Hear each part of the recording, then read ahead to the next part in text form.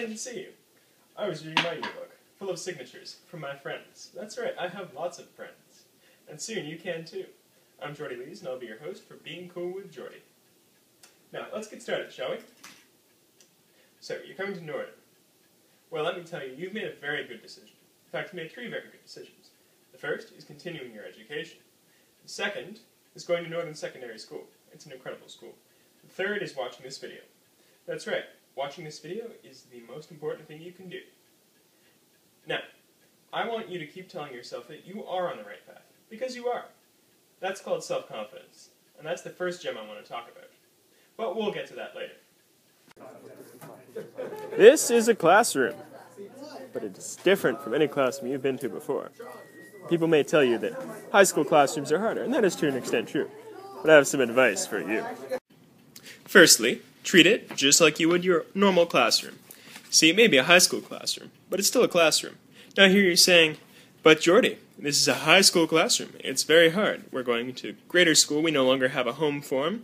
I don't know all the people, and it's a new building. And yes, that's true. But, as I'm going to refer to quite often throughout this speech, be confident. You can do this. It's fine. Just go in there and listen to these points that I'm about to tell you. They are vital. Remember them. The first of these many tips is respect. Now, before you roll your eyes and say, what does that even mean? Let me tell you. Respect is not being a mindless slave to your teacher. Respect is not being all quiet and reserved, and respect is not being a loser. Respect is flashing guns or waving when you see someone in the hallway. Respect is passing someone the Jell-O when they ask for it. Respect is helping others have a good time as well as yourself.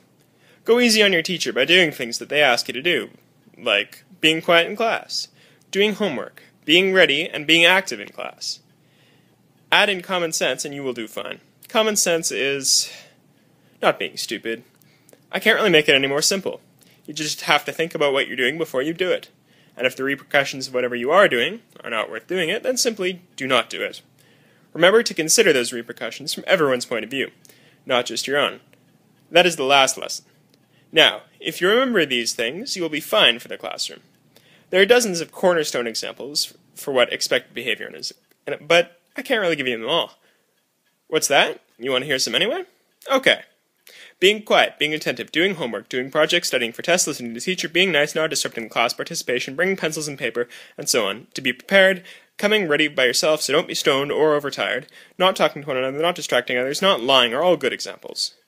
In the end, there are just too many things to list, but remember, respect. Respect your teacher, respect yourself, and respect your classmates. In fact, this applies to many other things, many of them outside of school, but that's a whole separate DVD. Sold separately, shipping applies.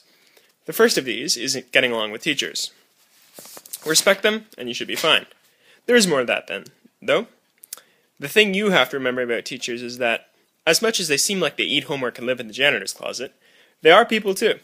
In fact, many of them are married with kids, which is more than you can say. They also earn much more than you do, so don't go around bashing them. I mean that proverbially, but it does apply to literally as well, for anyone out there who missed my common sense lesson a little while ago. Anyway, what I mean is that they have concerns as well. You complain because you have to get to your date late, because of that big project. Well, the teacher has to miss Valentine's Day to do parent-teacher interviews. You think it takes a long time to do one essay? Try marking 100 of them. And if you do it anything less than perfect, expect to have people pestering you to change their mark. You need to cut them some slack, and try to make their lives easier.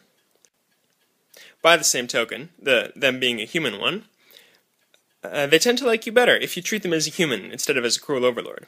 They're not trying to make your life hard. They're just doing their job. If your homework is just too much, try not procrastinating so much. If that fails, just talk to them about it. Once again, I found myself distracted. As always, I come back to the simple mantra of respect, respect, respect. Now, we come to your peers. This is a little bit harder, simply for the reason that you'll have to achieve more. I'm assuming that you want to have a closer relation with your peers than with your teachers, and I'm going to assume that based on the idea of normal. This brings me to my first point, fitting in. This is an odd topic, and I can't give blanket advice. I'm going to give you general tips that are applicable to anyone. If you want to be well-liked, party-going, salsa-dancing Einstein cosplayer, then you're going to have to talk to me more specifically. 1-800-YOU-COOL, $3 a minute. Now, the key of being cool and well-liked is to know what you want to be. It does not matter what that is, as long as you don't let anyone mess with you. Whatever happens, play cool and give as good as you get. Be proud of who you are, always. Accept others, show them niceness, and they will return it. The reason people get bullied is not because of what they happen to be, it is because of what they do. They let it happen.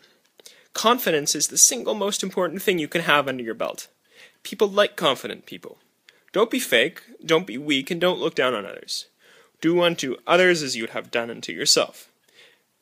If you believe in yourself, the rest of the world will come around to your side. In fact, a favorite quote of mine is, happiness is not a destination, it is a way of life. Now, it's not strictly school, but I'll throw it in for free. Once again, it comes back to respect. Respect yourself, respect others, and stay strong. A good tidbit of advice for making friends is to treat everyone like they want to be your friend. This ties back to your confidence thing, but I found it's a helpful tip. Come on strong, make jokes, and just go with what your gut says. I like to call it the kick down the door approach. Don't sit there waiting for the world to give you good relationships. Kick down the door, storm into the room with the people, and make them yourself. Remember that the only thing holding you back is yourself. Do this and you will be accepted for who you are. Those people who share interests with you will become friends, and those who don't, well, they'll become friendly acquaintances. That, my friends, is how to get along with students.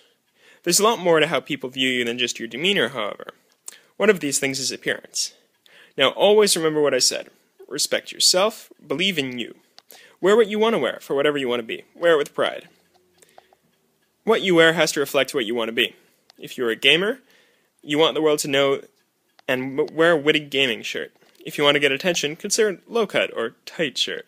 If you're a fan of sports, wear a jersey or team-affiliated shirt. If you're a jokester, wear a shirt with a pun on it. If you want the world to see how cool you are, wear glasses and a leather jacket, per se. In the end, what you wear is something that only you can tell yourself. Always be true to what you want, and don't let anyone dissuade you. Now do what you want, and stick up for it is usually good advice. I can really be something else when it comes to food. In the area around Northern, there are a lot of options, and just doing what you want, well, it could get you sick. I'll walk you through it. One of our first options is Popeyes. They do Louisiana-style grills, so a lot of breaded things, chicken and hamburgers, mainly chicken. Another option is Imbus. They're a fairly well-rounded place. They sell a lot of good things, and it's fairly high quality. If a bit slow, the lines at lunch can be incredibly slow. Pizzaiolo is pizza, of course. They have an incredible selection of pizza, with just about any topping you can think of, and the pizzas actually come in light size, so you can get more of a lunch-size pizza than a full meal. Then we've got here Subway, which I'm sure you all know. You can make basically whatever Subway you want. We've got Tim Hortons, which has coffee, donuts, and all sorts of breakfast pastries. They're good for snack-like stuff. Again, I'm sure you all know them. Also excellent donuts. Then here we've got Burger King, which actually is quite a classy website. But they're also famous. They sell burgers. And they sort of compete for the general fast food market, along with things like McDonald's. Spring Rolls here does a spring roll. It's an Asiatic sort of restaurant. Fancy. And here, of course, is the classic McDonald's, which just kind of does everything fast food and unhealthy. There's also places like Sobeys or other grocery stores if you're looking for something more specific, like a box of cookies for lunch, or if you just need to go out and pick something up. Now, before I let you guys go, there's one more thing I want to talk to you about. It is just a universal thing with guys. It's a psychological, sociological, anthropological truth, is that guys go for girls, in general. Now, you're going into grade 9, and high school is, really when those things start to happen. There's some changes, I'm sure people have talked to you about this. Basically what I'm saying is go for it. Don't worry about it if you haven't been there yet, and don't worry about it if you have. It's fine. But that's what I'm going to talk to you about now. Now, I'm going to say it one more time to you. It's all about confidence, okay? People like confident people. This is a fact. I've been over it so many times. And I'm sure by now you're finding it's true. Like, I'm confident and you like me. See, that's confidence right there. I'm assuming that you like me. That works for girls, too. You see, if you sit there never talking to anyone, no one's going to know you're there. You have to go, you have to kick the door down and talk to people. Now, that's not to say you shouldn't be mean. You shouldn't force yourself on people. You have to be nice. You have to be a good guy, you know? Now, there's a fine line to walk here, however. If you're not nice enough, you seem like a jerk, you seem arrogant, no one likes that. But if you're too nice, it's uncomfortable. It's like the girl's sitting there, and they've got this laser-like beam of intense niceness shining down on them. And there's no one else. Like, you're just being creepy, you're being ridiculously affectionate. Another thing to remember is that when you like someone, you should have an interest in them. You're not their brother, you're not their local priest, you're not a 16th century English gentleman. Like, you have to like them for who they are. You're not there to protect them from the world, they're more than capable of doing that for themselves. You have to be interested in them as well. And that's on you. And in the end, it boils down to confidence, and just don't be discouraged.